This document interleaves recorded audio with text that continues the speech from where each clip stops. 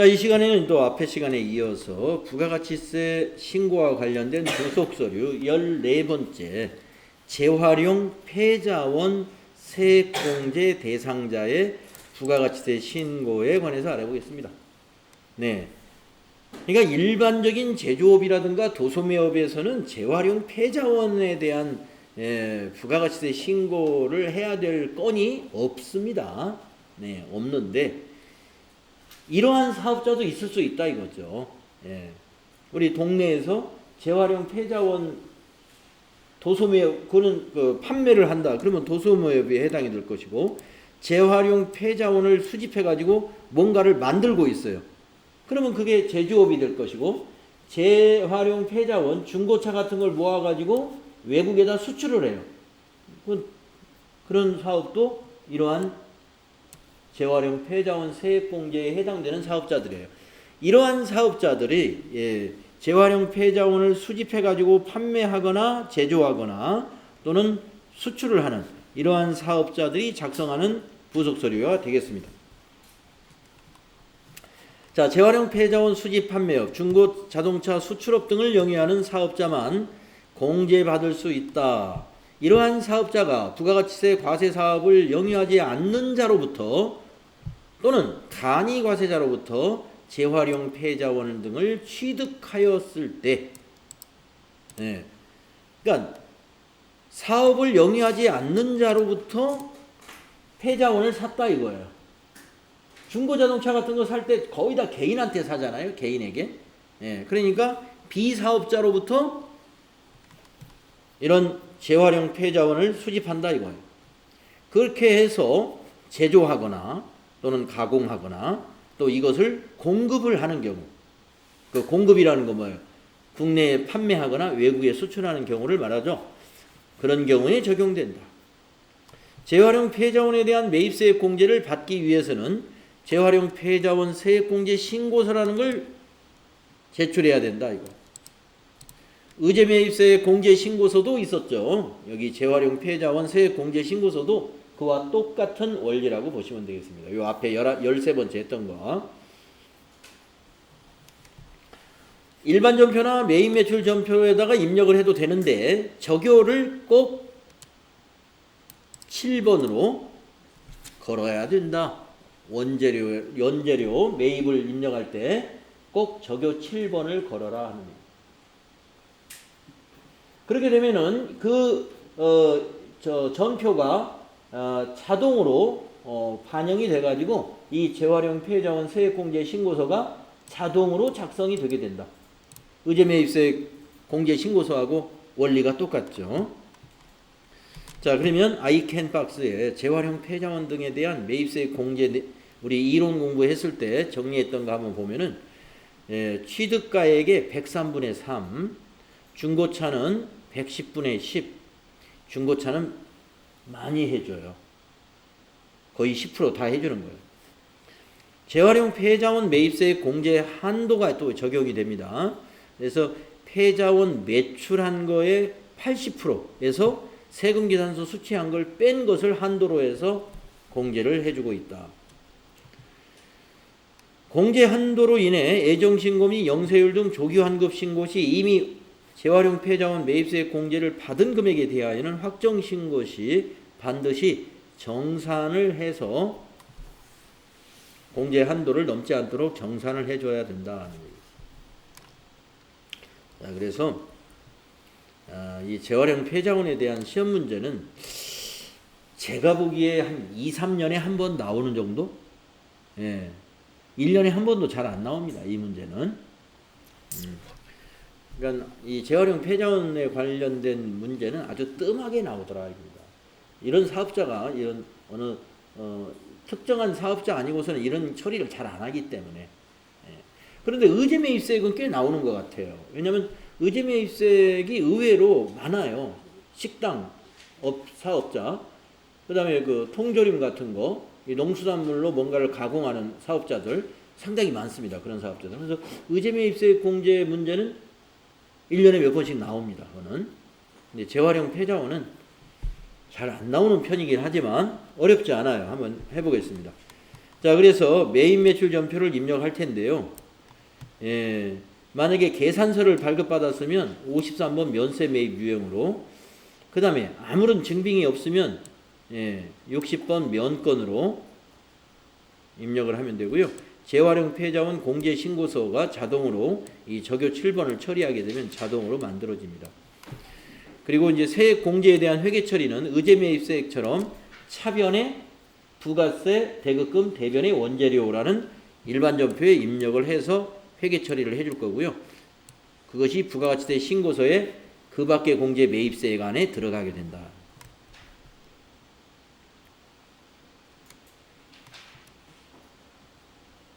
자, 여기서 또 재활용 폐자원에 대한 것은 전표 입력 시에 거래처 코드를 반드시 넣어라.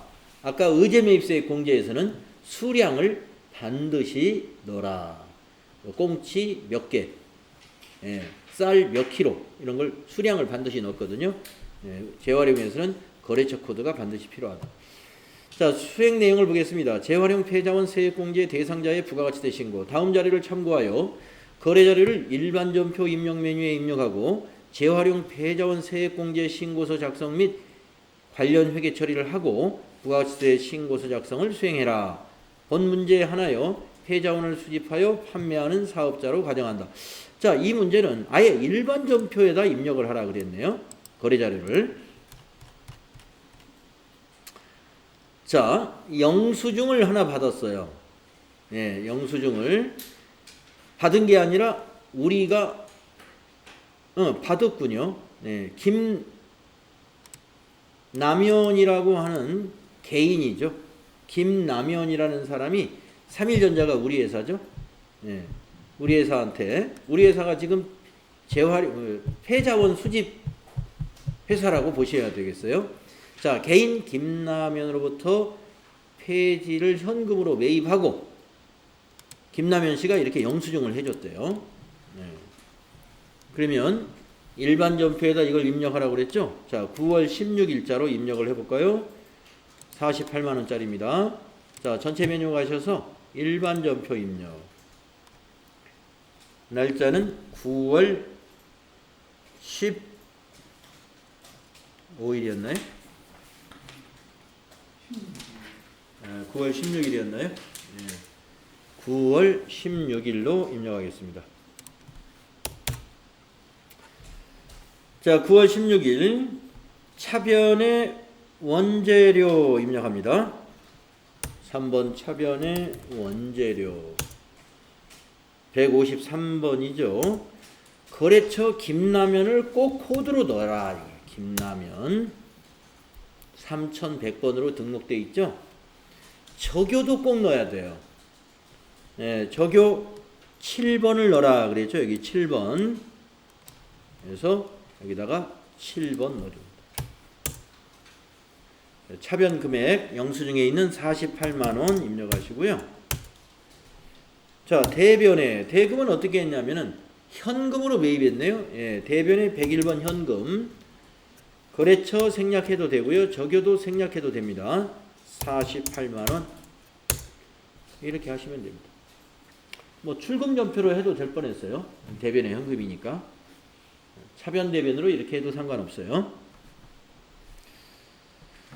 자, 그러면 일반 전표에 지금 이렇게 입력했는데 이것이 재활용 폐자원 공제 신고서에 요 48만 원이 반영이 어떻게 되는가 한번 보도록 하겠습니다. 자, 전체 메뉴 가셔가지고 의제매입세액 공제 신고서 바로 밑에 재활용 폐자원 세액 공제 신고서 클릭해 보세요. 그리고 이것도 9월이기 때문에 기간을 7월부터 9월로 입력하겠습니다. 넘어와 있죠? 아까 적요 7번을 걸었기 때문에 넘어옵니다. 9월 16일 3100번 김남현 주민번호 나오고 영수증을 받았고 수량이 1개, 수량을 우리가 안 넣었죠. 취득금액 48만원, 공제율 103분의 3, 중고자동차는 110분의 10, 재활용 폐자원은 103분의 3. 그래서 48만원의 103분의 3은 13,980원이에요. 이것에 대해서 매입세 공제를 받아야 되니까 이만큼을 우리는 어떻게 해야 돼요? 부가세 대급금으로 또 입력해야 되죠. 네. 그래서 과세기간의 종료일 9월 30일자에 13,980원에 대한 회계 처리를 해야 합니다. 자, 이걸 이제 시험지에다 메모해 두시고 이 재활용 폐자원 세액공제 신고서는 닫아주시면 됩니다. 일반 전표로 가셔서 9월 30일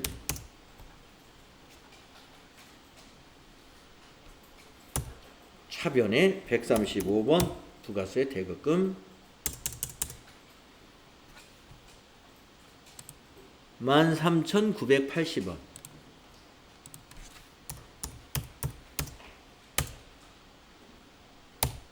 대변에 원재료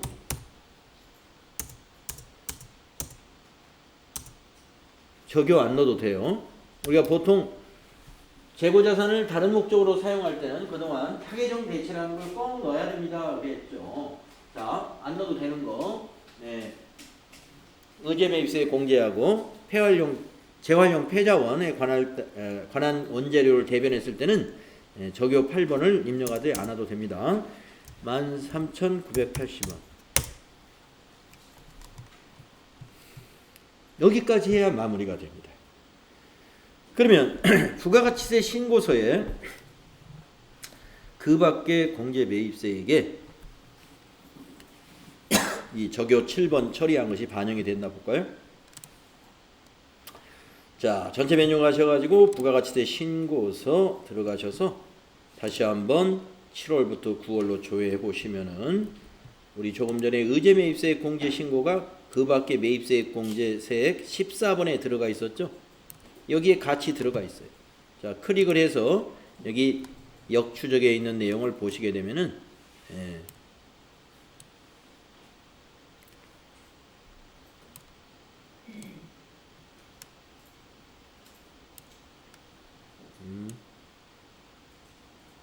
재활용 여기 뜨죠? 재활용 폐자원 48만 원에 해당되는 거.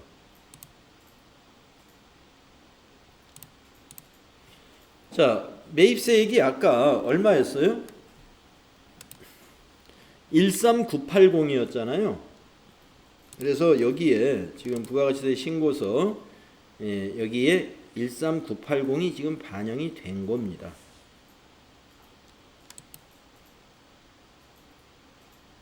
근데 여기에는 세액이 왜 안 들어와 있지?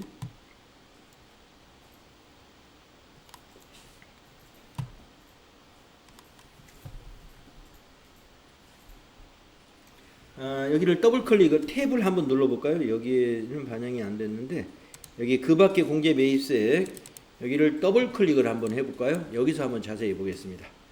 그 밖에 공제 매입세액 명세가 나타나죠? 이 부분을 여러분 더블 클릭하시면 명세가 나오는데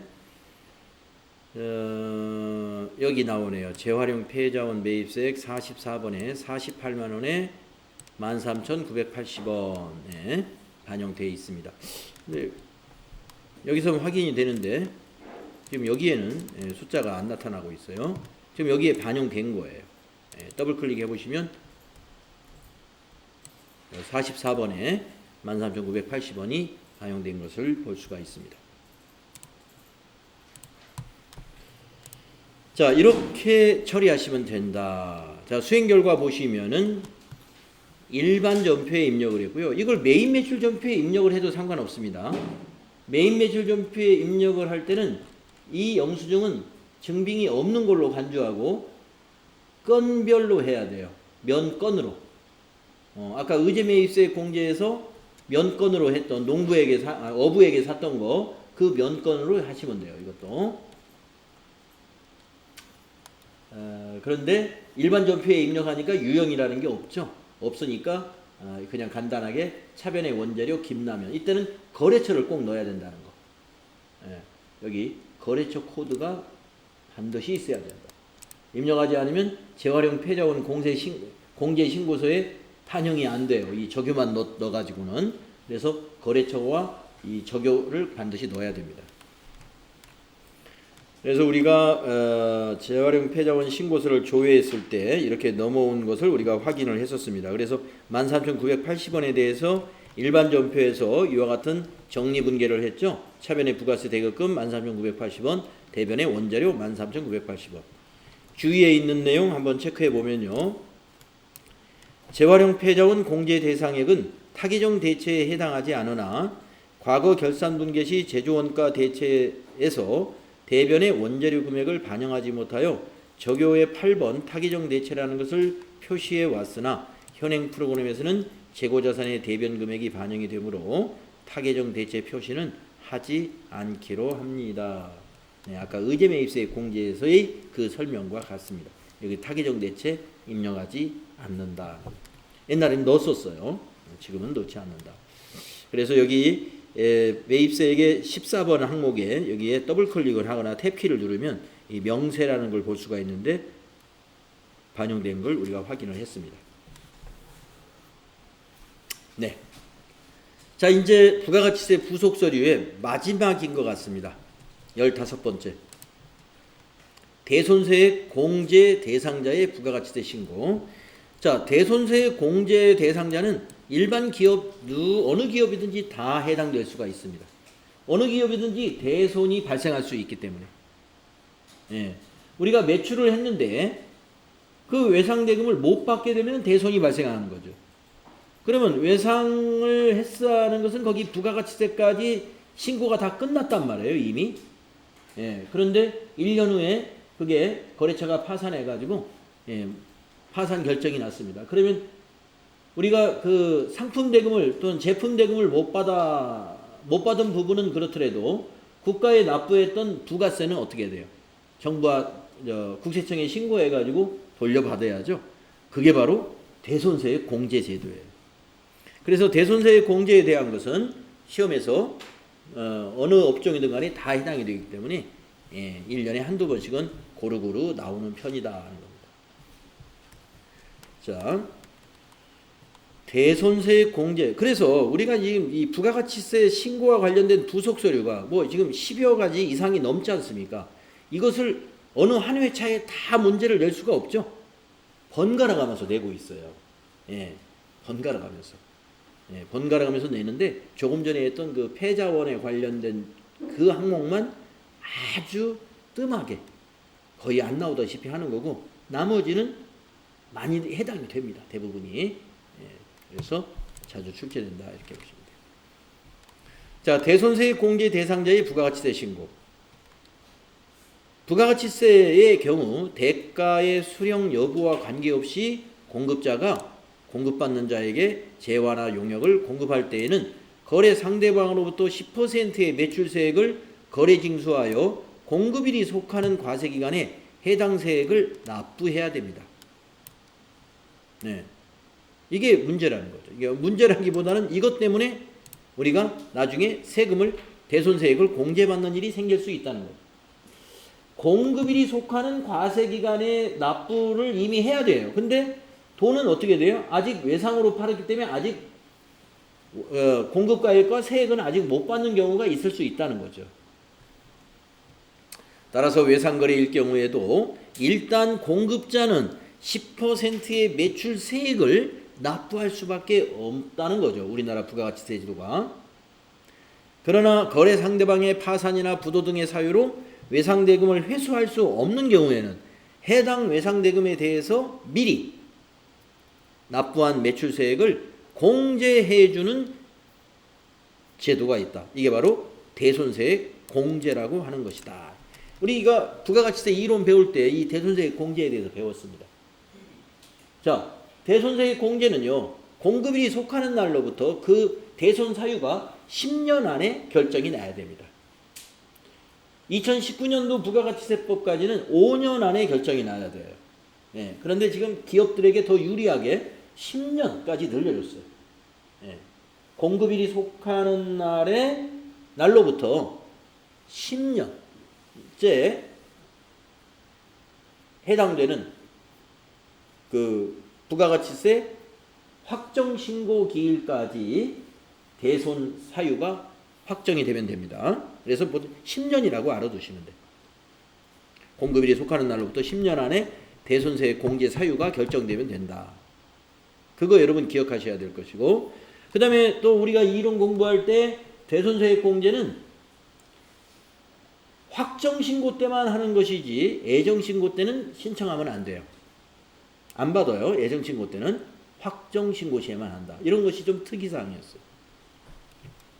자, 아이캔에 있는 이론을 정리해보면 대손 사유는 채무자의 파산, 강제집행, 형집행, 아니면 사업의 폐지, 또는 사업자의 사망, 실종, 행방불명, 이런 다양한 사유들이 대손의 사유가 될 수 있다는 거죠. 또 회생계획 인가 또는 면책 결정, 회수불능 확정 채권, 뭐 여러 가지 경우가 있습니다. 상법이나 수표법 또는 어음법 및 민법상의 소멸시효의 완성, 이런 것도 있고, 또 부도가 발생한 날로부터 6개월이 경과한 어음, 수표 또는 중소기업의 외상매출금, 이런 것들은 대손으로 인정이 된다는 겁니다. 회수기일이 6개월 이상 경과한 소액채권, 30만 원 이하의 소액채권, 회수기일 날로부터 6개월이 지나면 이것도 대손으로 인정한다. 중소기업의 외상매출금으로서 회수기일로부터 2년이 경과한 외상매출금이나 미수금, 주겠다고 외상을 주겠다고 한 제가 지금 뭐 2년이 지났어요. 그거는 대손이라고 봐야 되겠다, 이런. 자, 이런 등등의 사유가 대손의 사유가 될 수 있다. 대손세액 공제 시기는 대손이 확정된 날이 속하는 과세기간의 매출세액에서 차감할 수 있으므로 대손이 확정되어 대손상각이 분계된 시점의 확정된 부가가치세 확정신고 매출세액에서 공제받을 수 있다. 이게 바로 확정신고 때만 신고한다, 이 말이에요. 자, 대손의 확정일은 파산법에 의한 파산의 경우는 채권 배분 계산서라는 것을 통지받은 날이 확정일이다. 우리가 이제 대손세액 공제 신고서 작성할 때 이 대손 확정일이라는 걸 입력을 하거든요. 그러면 이제 시험 문제에서는 다 대손 확정일은 언제인지 자료를 다 줍니다. 민사소송법에 의한 강제 집행의 경우는 채권 배분 계산서를 통지받은 날, 위에 거하고 똑같고, 사망이나 실종의 경우는 사망이나 실종 선고가 된 날, 또 회사 정리법에 의한 회사 정리 계획 인가 결정에 대해서는 법원의 회사 정리 인가 결정일이 대손 확정일이고요. 상법상의 소멸시효가 완성된 경우는 소멸시효 만료일이 대손 확정일이에요. 또 수표 및 어음 부도의 경우는 부도가 발생한 날로부터 6개월이 경과된 때가 대손 확정일이에요. 대손 확정일이 속하는 과세기간에 확정신고기간에 세액공제를 신청하면 된다, 이거예요. 자, 공제 요건은 대손세액 공제를 받고자 하는 사업자는 부가가치세 확정신고서에 대손세액 공제 신고서와 함께 대손 사실 또는 변제 사실을 증명하는 서류를 첨부해서 제출해라. 그러니까 대손세액 공제 신고서만 내는 것이 아니라, 이거는 이제 세무 서식이니까 세무 서식으로 내면서 그 증명을 첨부해라. 증명이 뭐예요? 이런 것들, 이런 서류들, 이런 서류들, 뭐 채권 배분 계산서라든가 사망 선고일이라든가 이런 그 증명할 수 있는 서류가 있을 거 아니에요? 그것도 함께 내야 된다. 그래서 서류가 뭐가 있느냐? 우선 매출이 있었다는 세금 계산서나 매출장 4번, 또 파산이나 강제 시에는 그 채권 배분 계산서, 요 위에서 나왔던 것들, 실종 선고 이 시에는 이런 거, 그다음에 회사 정리 계획 인가 결정 시에는 또 이런 거, 그다음에 어음 부도나 이런 경우는 그 부도난 어음의 4번, 이런 것을 함께 제출해라. 자, 그래서 대손세액 공제에 관한 실무 프로세스는요, 대손세액 공제 신고서를 먼저 작성합니다. 예. 그래가지고 신고서 작성하고 나서 이거 회계 처리를 해요. 회계 처리는 일반 접회에서 하면 돼요. 이건 일반 접회에서 하는 거예요. 예. 그러면 이제 부가가치세 신고서에 그 대손세액란에 마이너스로 얼마 들어가 있어요. 과세표준에서 마이너스 얼마 이렇게 나타나 있을 겁니다. 잠시 후에 확인해 보면 되겠습니다. 자, 수행 내용을 한번 해보죠. 대손세액 공제 대상자의 부가가치세 신고. 다음 거래 자료에 의하여 대손세액 공제 신고서를 작성하고 대손세액 공제 및 대손 채권에 대한 회계 처리를 하고 부가가치세 신고서 작성을 수행하라. 부실전자의 부도로 6월 29일 날 부도가 났었어요. 다음에 전자세금 계산서와 관련된 매출 채권에 대하여 제2기 부가가치세 확정 신고 시에 대손세액 공제 신청을 하고자 한다는 거예요. 대손세액 공제 및 대손 채권에 대한 회계 처리는 2기 확정이니까 회계 처리는 12월 30일자로 수행하라 그랬네요. 12월 30일자로 하시오. 우리 회사는 중소기업이고 지금 대손건은 외상 매출금이다 라고 했습니다. 자, 그러면 지금 작년 12월 30일 지금 작년도에 거래한 세금 계산서가 여기 보여지죠. 작년 12월 30일 날 부실 상사에다가 600만원, 부가세 60만원 이런 거래가 있었습니다. 그런데 있었는데, 자, 여기 보시면 부도가 언제 났냐면요, 2020년 6월 29일 날 부도가 났어요. 자, 우리 중소기업의 경우는요, 부도가 발생한 날로부터 6개월이 되면은 대손이 확정된다 그랬죠. 자, 그러면 6월 29일부터 6개월을 한번 세보겠습니다. 7월 29, 8월 29, 9월 29, 10월, 11월, 12월 29일이 바로 6개월째 되는 날이 12월 29일입니다. 그래서 우리는 회계 처리를 그 다음 날인 12월 30일, 2020년 12월 31일자로 회계 처리를 하면 되겠다 하는 얘기예요. 자, 그래서 이러한 사항을 어디다 입력해야 되느냐? 먼저 여기 대손세액 공제 신고서에다 먼저 입력을 합니다. 자, 대손세액 공제 신고서를 열어볼까요? 자, 전체 메뉴 가셔가지고 여기 부가가치세 1번에서 대손세액 공제 신고서 끝에서 두 번째 있습니다. 클릭해 주시고요. 작성을 합니다. 자, 2기 확정이니까 기간을 10월부터 12월로 입력해야 되죠. 2기 확정이에요. 자, 지금 현재 대손 사유는 부도가 난 날로부터 6개월이 되는 날입니다. 그래서 5번이 되겠습니다. 대손 사유는 5번. 부도 6개월 되는 날. 대손 기준일이라 하는 것은 부도가 난 날이 대손 기준일이에요. 그래서 2020년 06월 며칠 날 났죠? 29일 날 부도가 났어요. 그게 대손 기준일이 됩니다.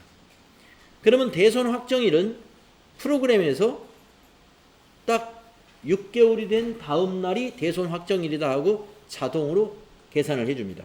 2020년 12월 30일. 그대로 두시면 돼요. 자, 엔터 치고 대손 금액을 입력합니다. 대손 금액은 그 세금 계산서에 보시면 합계 금액 있죠? 작년 12월 30일 날 660만 원의 외상 대금이 있죠? 그게 대손 금액이에요. 660만 원. 그러면 대손세액 60만 원 자동 계산됩니다.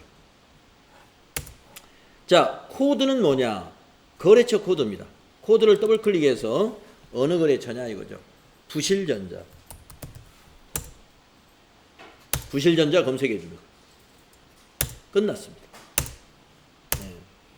자, 그러면 우리가 지금 이 대손세 공제 신고서는 작성했으니까 세금계산서 사본하고 부도가 난 것을 증명할 수 있는 서류하고 이렇게 별도로 준비하면 되고요.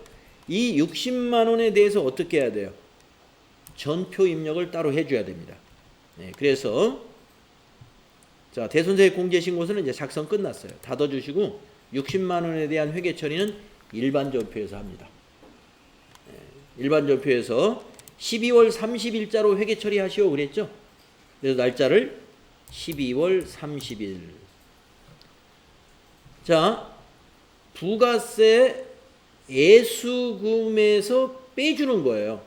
그러면 부가세 애수금이 대변에 있는 건데 이것을 차변에 넣어주면 빼주는 겁니다. 자, 3번 차변에 부가세 애수금 255번 차변에 부가세 애수금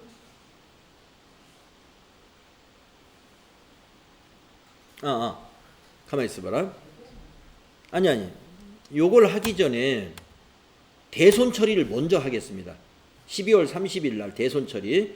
자, 요거 하기 전에 자, 대손 처리를 먼저 해야 되겠는데 660만 원을 대손 처리해야 되니까 대변에다가 자, 대변에다 외상매출금이었죠?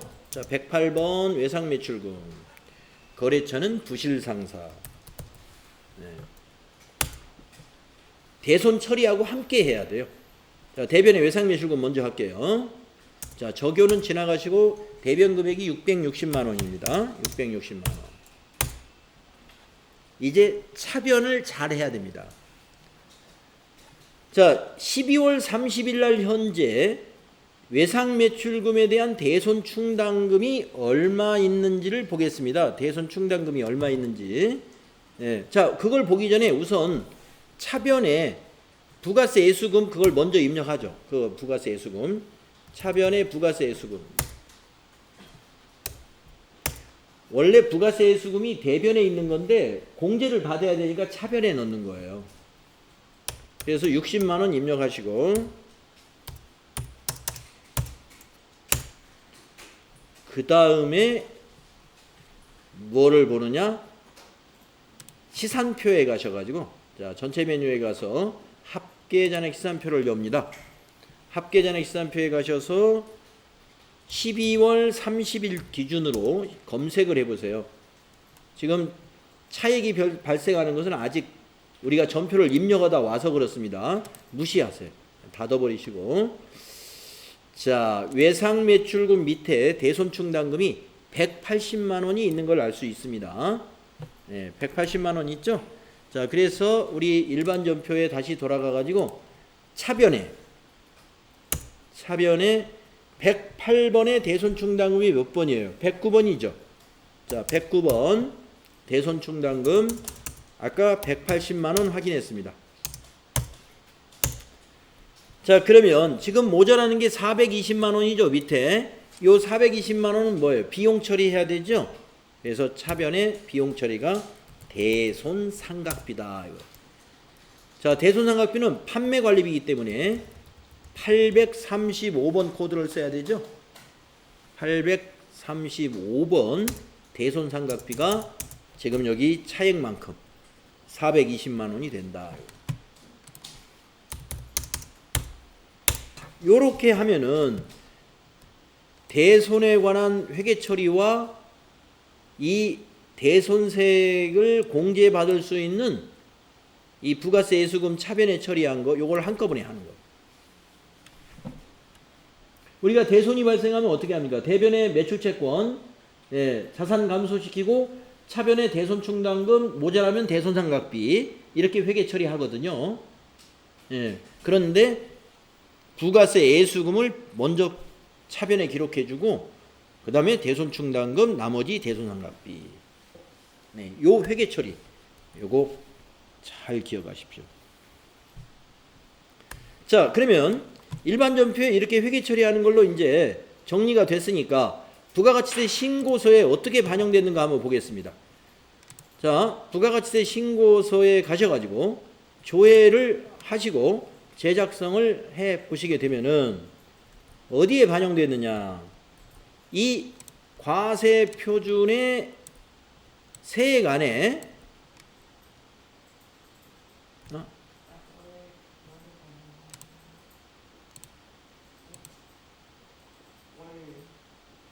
예, 기간이 7월이 아니죠. 네. 자, 기간을 바꿔야죠. 우리가 지금 2기 확정이니까요. 10월부터 12월로 바꾸겠습니다. 10월부터 12월, 예, 여기에 반영됐겠죠. 예. 8번에 대손세액 가감에 여기 세액에서 마이너스 했죠. 60만 원. 그래서 매출 세액이 요 2기 확정 신고할 때 60만 원만큼 줄어들게 되는 거예요. 그래서 세금을 요때 덜 내는 거죠. 60만 원. 네. 예. 대손세액에 의한 대손세액 발생 시에, 예, 확정 신고할 때 회계 처리하는 방법. 네. 요거 잘 기억하십시오. 시험 꽤 많이 나오는 편입니다. 자, 나머지는 이제 우리가, 예, 기출문제 풀면서 이제 연습하도록 하고요. 자, 이렇게 해서 드디어 우리가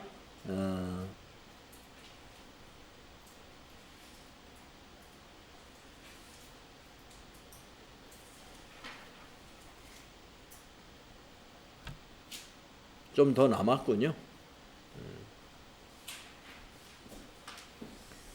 부가가치세 신고하기라고 하는 우리 전자신고를 어떻게 하는가 하는 부분이 뒤에 좀 있는 것 같은데요. 네. 요거 좀 마무리하는 것은 다음 시간에, 예, 다음 시간에 하도록 하겠습니다. 자, 그래서 다음 시간에 부가가치세 마무리하고 이제 근로소득세 원천징수와 연말정산 실습 문제, 실습을 해보는 것으로 다음 시간부터는 그렇게 가면 되겠네요. 자, 그래서 여러분 오늘 여기까지 하고요. 다음 시간에 여기서부터, 예, 한번 수행 결과부터 천천히 한번 읽어보고 마무리하도록 하겠습니다. 자, 수고했습니다.